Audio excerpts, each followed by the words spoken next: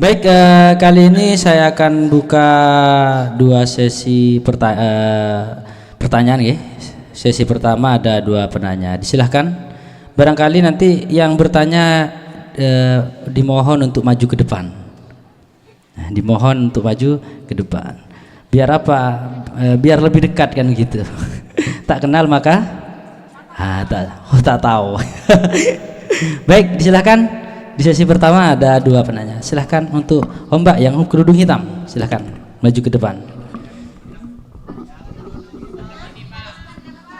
Sumenep juga ini. Ternyata dari sana dikirim ke sini juga, Mas. Gimana ini? Untuk menyerang.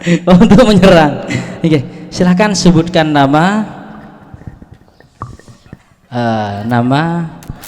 single atau sudah status ya. Domisili saya Sumenep. Selopeng. Pertanyaan saya, bagaimana menumbuhkan kembali motivasi bagi diri kami sebagai perempuan ketika sudah berusaha untuk menulis puisi, kemudian dibilang lebay atau respon dari orang-orang sekitar yang kurang baik, dan hal itu sebenarnya sangat berpengaruh untuk mental kami sebagai perempuan, karena pada dasarnya perempuan itu salah satu makhluk yang perasa, mudah tersinggung. Dan lalu bagaimana cara mengembalikan kepercayaan diri itu dalam diri kita? Sekian, terima kasih.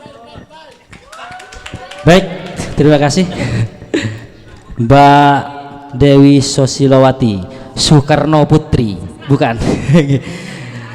Selanjutnya penanya yang kedua, silakan. Baik, silakan maju, Mbak. Ini pertanyaannya ke semua narasumber, ya? Yes, ya. Baik, assalamualaikum warahmatullahi wabarakatuh. Mohon izin moderator dan para pemateri. Yang ingin saya tanyakan. Nama dulu. Nama saya Fitria Salsabila dari Prodi PBSI Angkatan 23. Asal dari Geger. Desa Geger, Bapak. Pertanyaan saya akan ditujukan pada pemateri yang pertama, yang mana beliau mengatakan tadi bahwa komunitas mapan pertama berawal dari pesantren, Bapak. Lalu pada materi yang disebar oleh Pak Helmi, di sini ada poin pertama, klaster pertama adalah komunitas sastra yang ada di lingkungan pesantren.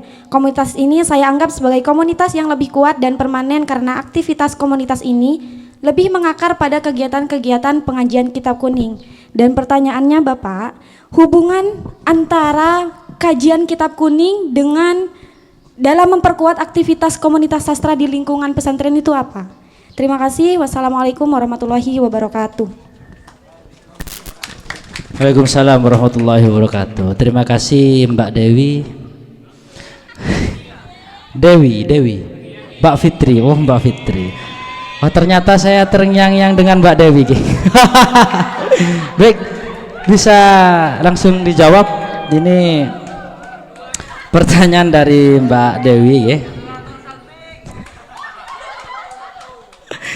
Ada pertanyaan dari Mbak Dewi, bagaimana menumbuhkan kembali ya. Jadi menumbuhkan kembali seorang perempuan ketika berkarya itu dibilang kurang baik sehingga menimbulkan down dan tidak mau menulis lagi. Itu mungkin bisa dimulai dari jenengan sampean Ra.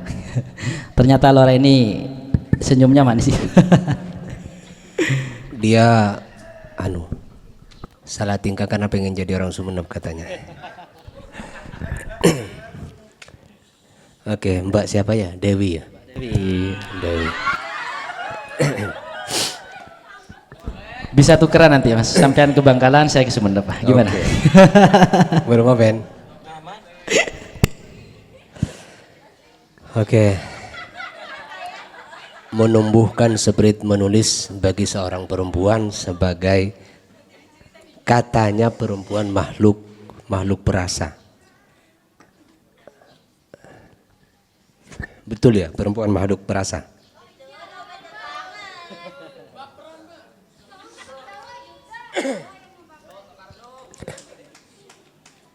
Di satu sisi iya, ya di satu sisi iya. Tapi kamu jangan mengiyakan itu. Saya curiga itu hanya doktrin nenek moyang kita, bahwa perempuan harus di dapur dan di sumur, di kasur malam hari. Jangan-jangan doktrin ini yang kemudian melemahkan you untuk tidak menulis. Ini pernah diteliti enggak? Kan enggak? Saya curiga itu. Jadi tidak selamanya perempuan itu perasa. Anggap saja hilanglah perempuan bukan perasa. Karena itu adalah doktrin. Tapi bagaimana mungkin ini sudah terjadi gitu kan? Sudah terjadi dan Anda perempuan itu mengiyakan. Saya mau ngomong sama perempuan ya. Cowok-cowok jangan mendengar. Dan Anda mengiyakan. Pertanyaannya adalah kenapa Anda mengiyakan? Dan itu tidak ada dalam kitab suci Al-Quran, nggak ada. Ada? Nggak ada. Apakah betul perempuan hanya di sumur? Hadis dan Al-Qurannya ada nggak? Apakah betul perempuan itu hanya di dapur, di sumur, dan di ranjang? Jangan gelak lah lagi an. Nggak ada. Nggak ada. Maka jangan kemudian doktrin-doktrin nenek moyang itu kita telan mentah-mentah. Sebagai insan akademik, jangan telan mentah-mentah. Maka di situ kita akan pernah belajar skeptisisme, paham yang mengajarkan tentang keraguan-raguan. Maka segala hal yang tampak itu jangan kamu iyakan. Saya enggak curiga, tapi sudah kadang terjadi dan Anda mengiyakan dan Anda mengamini itu, maka bagaimana caranya? Ini ada caranya. Sumeneb itu kemarin ada 10 penyair perempuan. Iya Ben, tahun berapa itu Ben? Iya tahun berapa lah ada, banyak Sumeneb. Tapi bukan karena dilemahkan mereka tidak menulis sampai sekarang. Karena mereka tidak mampu memanage waktu. Itu aja. Bukan karena lemah. Ketika jadi suami, jadi istri, dia harus ngurus anak dan suami. Sejak kapan istri harus ngurus suami? Ayo, sejak kapan? Kan gak ada ajaran yang mengajarkan kayak gitu. Gak ada. Tapi kamu mengiyakan ini, maka ikon-ikon, doktrin-doktrin yang melemahkan perempuan yang kamu iyakan itu harus kamu hindari. Dan tidak kamu harus yakini. Itulah salah satu syarat untuk menjadi perempuan yang kuat di dalam proses kreatif bagi perempuan. 2. Yang kedua, perempuan harus punya waktu 1 kali 24 jam itu 5 menit lah sehari semalam atau 10 menit. Sambil nyosowe kan bisa baca buku. Tapi sambil nyosowe kok bikin TikTok. Iya kan? TikTokan. Sambil nyosowe TikTokan. Sambil nyosowe ningku YouTube. Sambil nyusui ningku Shopee. Oh Shopee. Oh Shopee pembayarannya katanya. Oh iya. Iya kan? Kenapa itu tidak diganti dengan buku?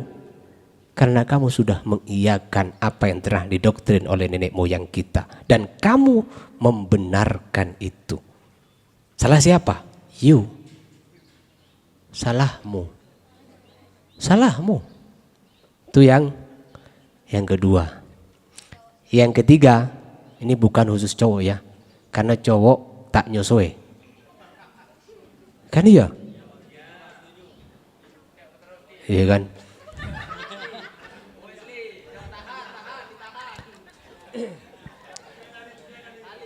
Yang ketiga, Sama sebenarnya Anda menyiksa dirinya untuk, kalau bahasanya pendek kan, berbicara dengan jari-jarinya, berbicara dengan tubuhnya, berbicara dengan dirinya sendiri. Anda harus mengatakan bahwa tradisi membaca dan menulis. Nanti ada perempuan ke sini kan, Mbak Muna itu. Dia tukang jahit, punya anak, punya suami. Kok dia punya waktu untuk menulis? Coba. Jadi sebenarnya salah satu faktor paling urgent bagi perempuan adalah memanage waktu. Kan gitu. Jadi tergantung kamu. Pertama ya 1, 2, 3. Jadi kelemahannya adalah waktu. Ini kita akan panjang lebar, ada sesi tentang bagaimana sastra perempuan. Apalagi di tingkat nasional banyak sekali. Nanti diskusi di luar aja. Sesama sunnah kan gak apa-apa ya. Katanya mau tukeran. Baik, mungkin Cak Fendi mau menambahkan. Oke. Bismillahirrahmanirrahim. Tadi siapa namanya? Dewi yang Dewi, Mbak Dewi. Fitri. Oh, satunya Mbak Fitri. Mau menjawab yang Mbak Dewi atau Mbak Fitri? Karena pertanyaannya dua-duanya saya harus jawab. Saya selalu ingin menjawab pertanyaan perempuan. Oh, yes, Itu kesetiaan saya terhadap perempuan. Tepuk tangan untuk Cak Fendi dulu.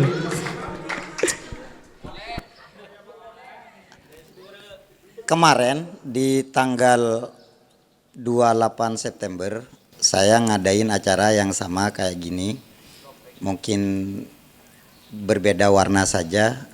Itu ada Maulid Sastra Gunung Muncek dengan tema Bapakku Gunung, Ibuku Laut. Nah, di instalasi itu, di paling puncak itu setelah bendera itu ada kaligrafi dalam bentuk nun. Saat mengingat ini akan berbicara menjawab dengan proses-proses yang saya alami. Orang selalu berbicara ini puisi jelek, ini puisi baik, ini puisi kurang baik, ini puisi kering, ini puisi tidak baik, ini puisi lebay dan segala macam. Pada hakikatnya itu kita harus menempatkan sebagai dorongan sesuatu yang penting untuk kita pikirkan, tapi tidak penting juga itu dijadikan alasan untuk mundur dari cita-cita ingin menulis. Kita harus punya alasan-alasan ketika mau memulai sesuatu, terutama menulis puisi. Puisi Fendi Kacong misalnya, nggak apa-apa dikatakan orang jelek semuanya, tapi orangnya ganteng kayaknya. Karena itu puisinya Tuhan begitu. Ya itu bercanda. Yang saya maksud, kita harus menemukan alasan kita menulis apa dulu. Saya akhirnya menemukan alasan itu, mungkin saya ini sharing proses. Saya mengatakan bahwa saya menulis karena menulis itu adalah obat bagi saya. Saya selalu ingin mengatakan misalnya Fitri ya, bercurhat kepada Dewi, satu hari Dewi itu akan berkhianat kepada Fitri. Atau ketika Dewi satu hari bercerita kepada Fitri, bisa ada kemungkinan Fitri juga berkhianat kepada Dewi. Tapi ketika kamu menceritakan itu kepada dirimu, itu akan jadi memori yang akan muncul seperti di Facebook. 1 tahun yang kemarin kamu menulis ini Fitri, 1 tahun yang kemarin kamu menulis ini Dewi. Jadi apa yang dikatakan orang lain itu dijadikan pecut saja, tapi tidak boleh minder. Artinya kita benar-benar kalau balas dendam yang baik, konon ada bahasa kayak gitu, balas dendam yang baik, nggak harus mengumpat, nggak harus ngelawan, tapi menunjukkan bahwa dirimu bertambah setiap harinya menjadi lebih baik dari pikiran dia. Itu satu melulu ini ya. Angka 1 itu bahaya ternyata. Seperti puisinya Pak Dizawawi Imron, Alif, Alifmu tegak bagai cagak, meliut bagai belut. Satu. Tapi ada karyanya Sutarji Kulsum Bahri yang Judulnya itu satu, dan puisi ini paling keren menurut saya. Mohon nanti dibaca. Nanti itu akan ada satu baris atau ada satu kalimat yang mengatakan bahwa kayak gini. Yang tertusuk padamu berdarah padaku. Saya ingin mengatakan begini ke Lek Dewi. Biasa kalau untuk orang Sumenep itu durasinya agak panjang. Durasi obrolannya agak panjang karena itu adik sendiri. Untuk yang adik di Bangkalan, adik kita berdua. Iya kan ngampong kan ngampong. Tepuk tangan untuk adik-adik. Nah, satu, saya memahami apa yang disampaikan. Walau kata Kiai Matroni bahwa memang ada pemaksaan kultur agar perempuan itu tidak bergerak dari 3 hal itu. Dari 3 diksi. Saya tidak akan mengatakan bahwa itu 3 tempat, tapi 3 diksi. Karena kita berbicara puisi. Dalam puisi tempat itu menjadi tidak ada.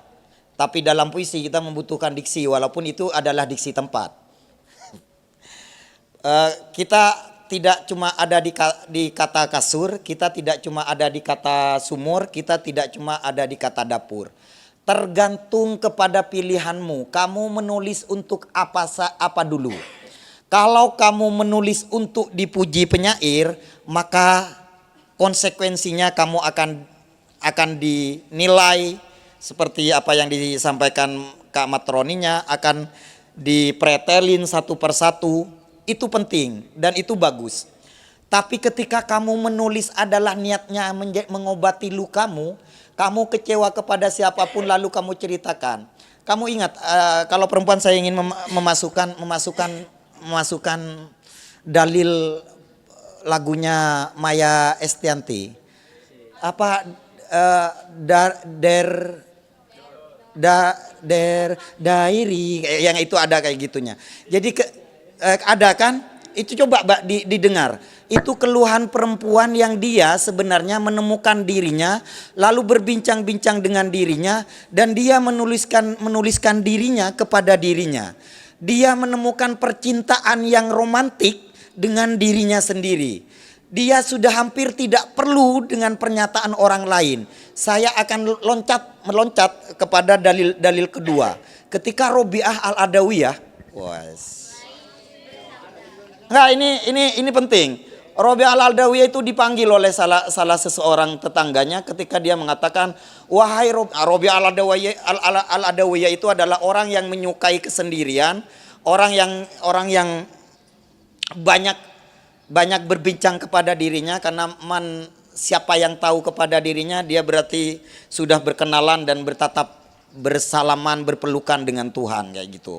Dan Al-Adawiyah ini, Robiah ini sampai diminta oleh tetangganya, wahai Robiah Al-Adawiyah, keluarlah, lihatlah dunia yang sungguh indah ini. Apa kata Robiah Al-Adawiyah? Wahai orang yang di luar, masuklah ke dalam, lihatlah saya bersama dengan yang menciptakan yang kamu lihat, yang kamu anggap sebagai keindahan. Itu pernyataan Robiah Al-Adawiyah. Kenapa? Yang di luar itu adalah efek bonus. Jadi kalau kamu dipuji orang lain itu dianggap bonus. Tapi yang pertama kamu harus menemukan alasanmu dalam menulis adalah membahagiakan dirimu, nyokoren be'tibin be'en, dan merasakan bahwa dirimu adalah penting, ada di situ, dan mengetahui posisinya sebagai dirimu sendiri. Itu Robiah Al-Adawiyah. Jadi orang di luar, kata orang di luar, mari keluar Robiah. Ya bos, orang yang sudah banyak merenung di dalam kamarnya disuruh keluar untuk melihat keindahan alam. Lalu apa kata Robiah Al-Adawiyah? Mara maso, engkau jira apa ring muso si akebay keindahan jira. Coba bayangkan kalau topi ini dianggap untuk memperlihatkan bahwa sebenarnya saya punya wajah yang cakep. Ini modus pembicara itu kayak gitu. Modus awal. Nanti modus sani. Nah, ketika topi yang saya pakai ini coba kamu lihat topi ini. Lalu si yang disuruh ngelihat itu dia bilang, "Yang kok mak ngabe sesongkon be encen kok apa reng muso se akeboy." Jadi kita sudah hampir bisa memastikan ketika kamu menemukan alasan yang tepat, bahwa yang kamu lakukan untuk kebahagiaanmu, maka disitulah Komnas Perempuan itu sudah tidak penting ada. Karena perempuan selalu kehilangan suaranya, selalu tidak punya cara bersuara. Di puisi kamu bebas. Itu tawaran saya. Saya akhirnya melihat Dewi, melihat Fitri, saya melihat kenyataan-kenyataan yang ada di Sumeneb. Beberapa minggu yang lalu, mungkin kawan-kawan di Bangkalan, saya karena modusnya itu agak terlalu lama, saya pasang lagi. Ternyata lapangan sepak bolanya luar biasa luas. Nah, di Sumeneb, mungkin itu tidak cuma terjadi di Sumeneb. Kasus KDRT, coba bayangkan. Nah, puisi itu harus kita tarik ke sana. Kenapa saya menghadirkan ada kejadian-kejadian di samping kita yang kita alami, yang kita dengar, yang kita rasakan, itulah puisi. Puisi mungkin perlu diproduksi menjadi kata-kata, tapi puisi yang lebih penting adalah puisi yang mengandung menjadi nilai dari gerakan kesadaran tubuhmu. Jadi mohon maaf, perayaan-perayaan dapat Sumeneb Award misalnya kayak saya cuma mau ngasih tahu ini narsis lagi juga, modus lagi ya. Itu tidak penting akhirnya. Ketika kesadaran itu muncul dari tubuhmu. Mungkin pernah nonton film Biarkan Aku Mencintai Tubuhku. Oh ya, ternyata tidak hobi nonton film. Nanti saya ajak nonton film ya bareng ya. Tepuk tangan untuk yang nonton. Nah, kembali ke Dewi, temukan jawaban itu kepada dirimu. Masih pentingkah pernyataan orang lain ketika kamu itu sudah benar-benar sadar? Nanti kita bahas berdua di Sumeneb ya. Terus yang ketiga, kenapa kasus KDRT itu terjadi misalnya? Saya tidak akan menempatkan bahwa perempuan lebih punya perasaan, tidak. Karena urusan duit, perempuan itu tidak berperasaan. Uang saya tinggal 10.000 masih diambil juga sama istri saya kan. Kadang enggak, perasaan itu kadang jangan selalu mengkampanyakan penjajahan seperti itu. Sebenarnya kata puisi Sutarji Kulsumbahri itu, aku dan dirimu itu satu. Sebentar. Satu dalam artian ketika dalam bahasa konteks Madura kultur, ben cek no bien oreng mun etobi tibi apa ngerasa sake. Itu yang dimaknai oleh Sutarji Kulsumbahri, yang tertusuk padamu berdarah padaku, ban munyaken Fitri, engkau Can Dewi, engkau si sake. Indah kan? Indah. Itu kita harus temukan. Nih pemaknaan itu harus kita temukan. Biasanya itu digunakan oleh kaum yang masih baru belajar mencintai. Cak saken jerah kayak jerah tangkancah, ban munyaken jerah engkau mau sana. Itu menerjemahkan yang tertusuk padamu berdarah padaku. Korelasinya itu tidak cuma di situ, tidak cuma pada tingkatan pertemanan. Nah, bahasa itu begitu. Yang tertusuk padamu berdarah padaku itu bisa dinaikkan pada tingkatan yang lebih tinggi, tingkatan RT. Sapa-sapa senyaken RT dina itu berarti nyerang ke semua orang yang ada di RT di sini. Siapa yang menyakiti bangsa Indonesia berarti menyakiti seluruh rakyat Indonesia. Itu puisi ada tingkatan-tingkatannya. Akhirnya puisi itu tidak akan lepas dari apa yang kita sampaikan, pesan. Lalu puisi itu juga menjadi penting kepada siapa dia akan didengarkan. Orang bisa saja memaknai puisimu itu jelek, tapi ketika orang yang memaknai misalnya, aku melihat matamu, lalu matamu melihat aku dan dirimu sudah saling tidak punya mata. Misalnya, kalau itu diterjemahkan oleh orang-orang filsafat, maka sudah tidak ada. Orang yang masih mau melihat Tuhan, itu sudah tidak ada kalau dia sudah merasa dengan Tuhan. Saya sudah tidak lagi ada batasan dengan Fitri, kalau Fitri sudah ada di dalam hatiku, kayak gitu. Itu ejawantah dari kata filsafat itu sendiri. Bukan, artinya begitulah, dia harus, misalnya, Fendi ini mungkin adalah satu bagian dari partikel, fraktal, pecahan-pecahan. Fraktal ini sebenarnya adalah sesuatu yang utuh awalnya. Aku dan dirimu itu adalah sesuatu yang utuh, yang dinamakan semesta makro itu. Nah kita itu semesta mikro, lalu terpencar untuk menjadi pelita-pelita di semua sisi.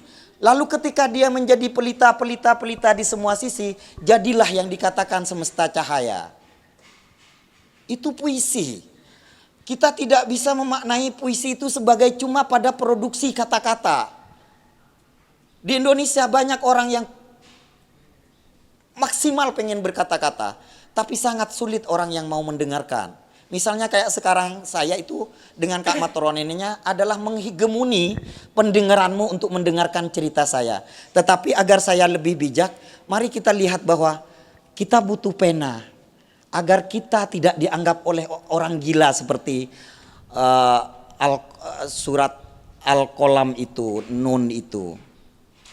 Kenapa akhirnya kalau dia dianggap gila? Satu, temukan bahwa puisi itu adalah pil yang menyehatkan kepada dirimu. Orang lain itu bonus. Misalnya Dewi menulis lalu tahu-tahu Dewi diejek oleh Fendi. Tapi saya semoga kalau ketemu Dewi nggak ngejek ya. Nah, misalnya saya ngejek ke puisinya Dewi, ini puisi jelek Dew. Misalnya, si asik kan panggilannya Dew jadinya kan. Romantik sekali ya. Tepuk tangan untuk saya ya. Nah, mohon maaf ya. Terus misalnya, lalu si Dewi marah. Tapi ketika Dewi menemukan bahwa tulisannya itu adalah tubuhnya, fraktal, bagian yang dipecah-pecah dalam dirinya, di situ Dewi hidup dengan roh, dengan tubuhnya, dengan pikirannya, dengan cita-citanya. Orang kadang tidak bisa menghargai bahasa karena dia tidak tahu proses pembuatan bahasa. Mereka selalu berpikir, selalu akan menemukan diksi-diksi yang baru. Itu nonsen, itu nggak ada. Semuanya itu hadiah dari Tuhan. Wah ini kayak khutbah ceramah apa ya? Allahu Akbar, takbir kayak gitu kan. Nah itu, jadi semangat untuk banyak Dewi yang lain. Saya tidak cuma menatap Dewi yang di satu orang ini yang memiliki nama yang satu ini. Tapi sebenarnya perempuan itu harus memilih cara bersuara yang tepat. Ibu kita Kartini, walaupun saya juga tidak tahu apakah dia maju di Nengku apa tidak, saya juga tidak tahu. Tapi tahu secara sejarah kita dianggap harus mengatakan ibu kita, jangan bila jangan kok, ya kan? Tapi oke lah, ibu kita Kartini, tapi dibawa lagi dengan tanda kalau itu ditulis kapan ya apa Majodi apa Sepopo, tak tahu ternyata. Kenapa menjadi kita? Intinya karena, tapi sebenarnya masih ada banyak Cut Nyak Din dan segala macam. Artinya misalnya di Sumenep punya Potrekoning, dan itu kalau tidak keliru makamnya di Bangkalan atau di mana ya? Iya, Geger. Mana yang tadi yang Geger? Wah ini titisannya ini, pantesan cantik. Tepuk tangan untuk saya. Iya dong. Kita harus temukan korelasi sejarah itu. Ini bukan modus langsung. Modus kan harus ngasih bunga, tapi saya yang ngasih bunga bank. Maksudnya kan kok ngalap PC ke bank, bunga harus robojerin. Nah, kita menemukan bahwa Potrekoning itu dari Sumenep ternyata dilahirkan di Geger misalnya, dan dia memilih menyepi, seperti misalnya Robi Al-Adawiyah ketika dia sibuk menemukan dirinya, lalu dia melakukan percintaan dengan dirinya, lalu bercinta dengan Tuhan, lalu menemukan dan sudah tidak ada ruang bahwa semesta itu sudah ada dalam dirinya, dia akan menemukan kebahagiaan. Maka ketika kebahagiaan itu adalah milikmu, kamu sudah menemukan makna hakikat tertinggi dari yang disebut puisi terindah yang kamu miliki. Tepuk tangan untuk saya. Nah, untuk Fitri sebagai tetesannya Raden Ayu Potrekoning, misem sakone le, sih asik. Itu cara merayu yang efektif ternyata ya. Nggak usah tersinggung mas, nggak usah. Saya sudah punya istri di Sumenep mas. Kalau di sini nggak apa-apa ditambah. Cek kayak balaruk. Nah, bahwa misalnya makalah yang saya sebar, klasternya ada 3 klaster, bahwa ada yang pesantren, ada yang kampus, ada yang di pedesaan. Kalau kata Matroni itu sebenarnya dari tiga klaster ini, dari 3 klan Shinobi sastra ini, saya itu penikmat Naruto loh ya. Siapa yang suka Naruto? Tepuk apa? Angkat kaki dari sini. Saya dari misalnya 3 klan itu menempatkan bahwa pesantren itu saya anggap adalah klaster termapan, terkuat, karena dia akan memiliki proses regenerasi yang utuh juga. Kenapa? Beda dengan kampus, beda dengan komunitas yang ada di pedesaan. Biasanya komunitas di pedesaan, saya itu sudah jagonya di komunitas pedesaan sama Kak Matroninya. Nanti beliau teman-teman masih semangat nulis tulisannya bagus-bagus, keren-keren, karena mereka masih istilahnya ide-idenya masih perawan. Jadi ide-idenya masih apa ya, unik. Tapi ketika dia menikah, biasanya langsung bahwa puisinya itu sudah tidak dituliskan. Puisinya adalah bentuk penghormatan kepada suaminya. Apakah saya pernah memaknai, saya pernah kecewa itu. Tapi ketika saya urai, proses berkomunitas itu sebenarnya bukan hal yang besar memang. Tapi anak-anak yang ada di komunitas masyarakat Lumpur Bangkalan ketika pulang dan hidup di masyarakat dan dia menjadi orang yang baik, orang yang melebur dengan masyarakat, itu sudah mengadaptasikan nilai-nilai keindahan yang ada dalam puisi. Puisi sudah tidak dalam bentuk kata-kata, tapi puisi sudah dalam bentuk tindakan. Itu jauh lebih indah. Nah, ini yang akhirnya kita korelasikan dengan pernyataan kalau politik sudah gimana, Mat? Kalau politik sudah gimana itu, ya Allah, maka puisilah yang akan meluruskan. Itu sebenarnya korelasinya. Kita tidak lagi sebagai produksi orang yang suka memproduksi kata-kata, tapi bagaimana kata-kata itu ditulis, lalu kata-kata itu dijadikan nilai, lalu kata-kata itu akan jadi tindakan. Nah, ini yang penting. Itu ada dari strategi-strategi dari komunitas. Kalau penulis beda visi. Yang menulis adalah penulis yang menulis, tapi komunitas begitu. Kenapa? Apa korelasinya dengan kitab kuning? Karena misalnya di bahasa Arab itu kita mengenal beberapa cara juga dalam membuat kalimat. Huruf al-labdul mufid, al-mufidul mufid kastakim kayak gitu. Ada di budin pokok kimah nggak roh. Jadi tak hafal karena la tua. Nah, itu dikatakan lafaz adalah begini, itu bisa dikatakan kalimat. Tapi kalimat dalam bahasa Arab bukan kalimat dalam bahasa Indonesia. Kalau kalimat di dalam bahasa Indonesia misalnya adalah ada subjek, objek, predikat atau apapun nanti kayak gitu. Dan harus dipahami dan dimengerti. Nanti kalimat itu, definisi kalimat dalam bahasa Arab itu sebenarnya definisi huruf dalam bahasa Indonesia. Nah, itu yang penting. Akhirnya kenapa ada korelasinya Ning Fitri?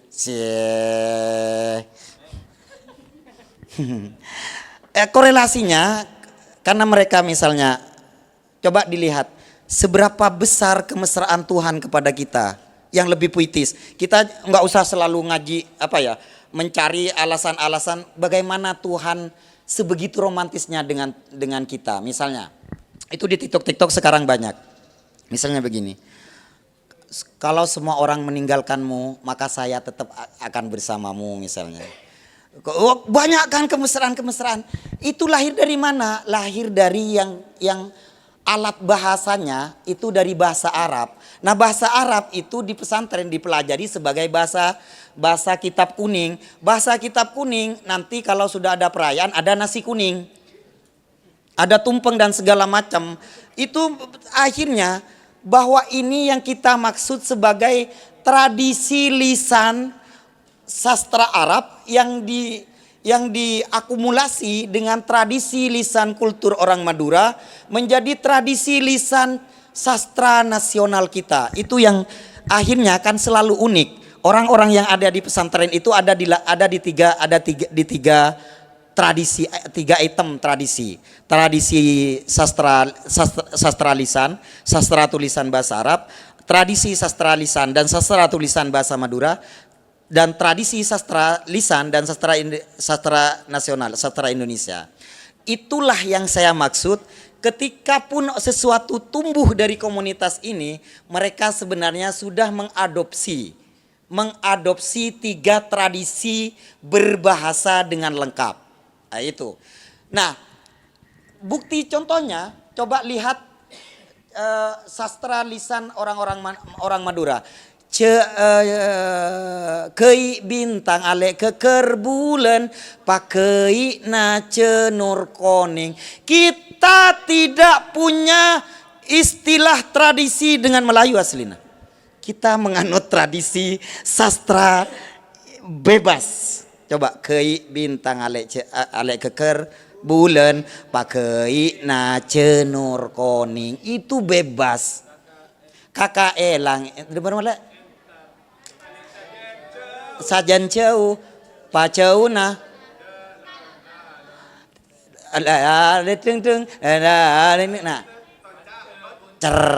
nah, coba cenur koning, coba istilah. Kenapa parlambang, idiom lokal kayak gini itu sudah dimunculkan dari sastra lisannya orang Madura. Kenapa cenur koning? Kamu masih ingat ketika perebutan kemerdekaan di Indonesia itu, setelah itu saya lahir ya. Setelah itu saya lahir, tapi berapa puluh tahunnya. Itu kodenya, passwordnya para pejuang-pejuang peta atau pejuang-pejuang Nahdlatul Ulama itu pasti cenur koning.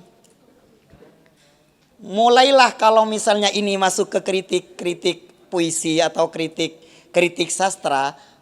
Kenapa dengan cenur koning? Perlambang perlawanan apa yang dibawa oleh masyarakat Madura dengan mengatasnamakan cenur koning? Nanti pulang ke rumah mari kita baca sendiri-sendiri.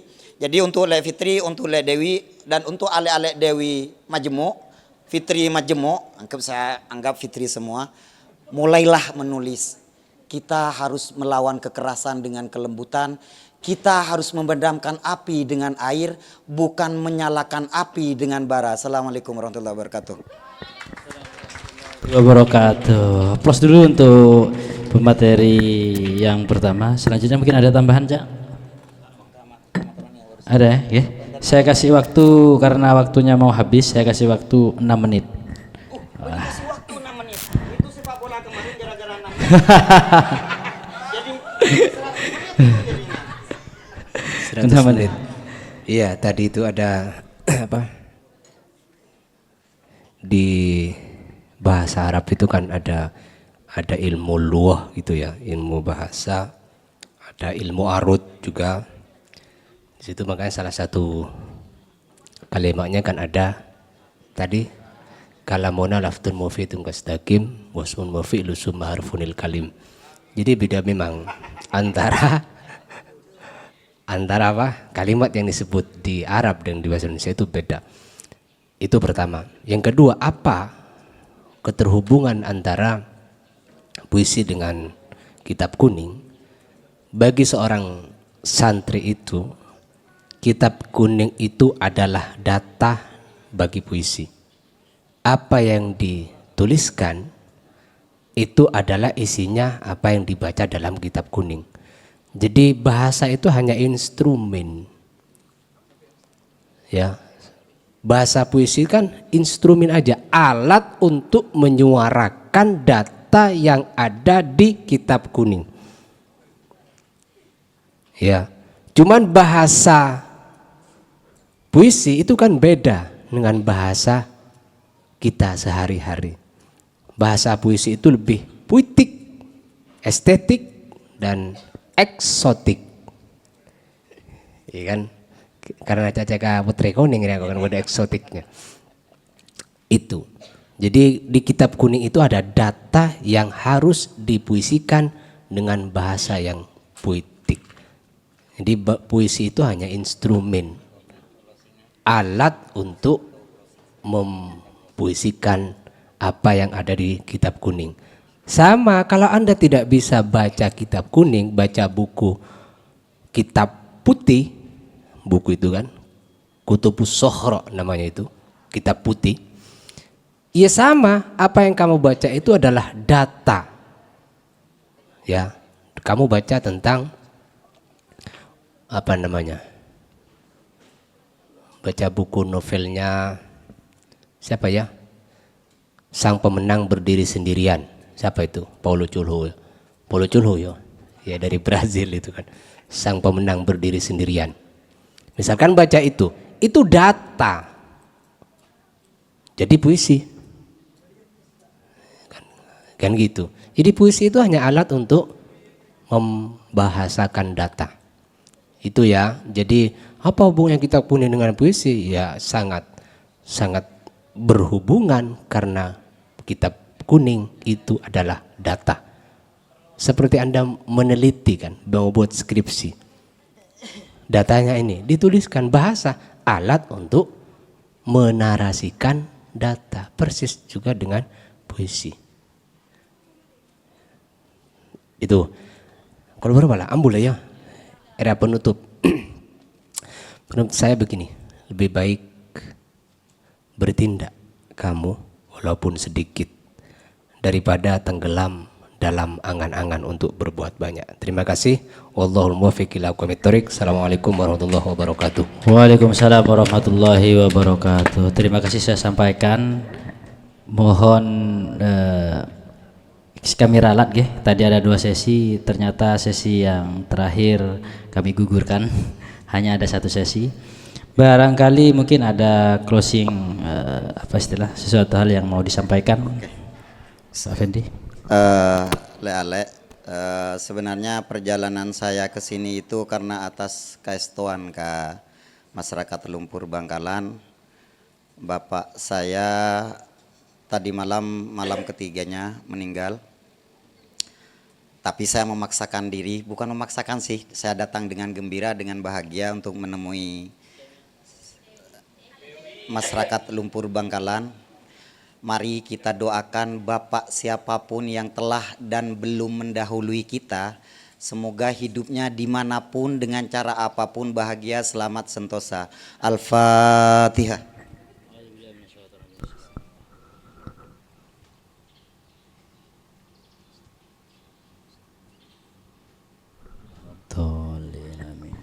Intinya begini, kita butuh segala sesuatu yang berkaitan dengan kita dan kita wajib menemukan jawaban-jawaban itu sebagai sebuah dasar yang konkret ketika kita menulis. Kata Kak Matroninya, jangan malu untuk memulai, jangan takut untuk memulai. Percuma Anda menyediakan payung ketika hujan sudah sebatas dada. Hari ini mulailah, hari ini kerjakanlah, hari ini kita tidak bisa menundanya lagi. Terutama karena saya melihat presentase dari jumlah kehadiran hari ini, lebih banyak perempuan di Bangkalan seharusnya sudah 5 tahun yang akan datang ke depan sudah menunjukkan data-data yang baik bahwa di Bangkalan akan lahir penulis-penulis perempuan yang hebat. Hebat itu adalah hebat karena dia sudah menemukan alasan dasar yang kuat kenapa dia perempuan dan dia harus berposisi seperti apa, dan dia juga mengemban amanah bersuara. Assalamualaikum warahmatullahi wabarakatuh. Waalaikumsalam warahmatullahi wabarakatuh. Intinya masih suasana berduka Mas. Terima kasih banyak atas kehadirannya. Mudah-mudahan almarhum ditempatkan di tempat yang paling nyaman di sisi Tuhan yang Maha Kuasa, dan semoga husnul khotimah. Baik, minta prosesnya dulu ke kedua pemateri pagi hari ini. Namun dari saya sebelum saya tutup ada kata-kata yang ingin saya sampaikan, karena melihat kampus ini bagi saya kampus kenangan. Saya alumni sini dulu. Jadi banyak cerita yang ada di kamus ini. Pagi yang teduh, aku memandangmu seperti luka air mataku di jalan hulu. Pagi yang teduh, aku memandangmu seperti tembakan busur panah ke jantungku. Kuisyaratkan engkau perempuan yang mampu mengamari dan mensujudkanku seperti seorang laki-laki. Mungkin itu yang dapat saya sampaikan. Saya selaku moderator atau pemandu diskusi pada pagi hari ini, kurang lebihnya mohon maaf. Wallahul muwaffiq ila aqwamit thoriq. Wassalamualaikum warahmatullahi wabarakatuh.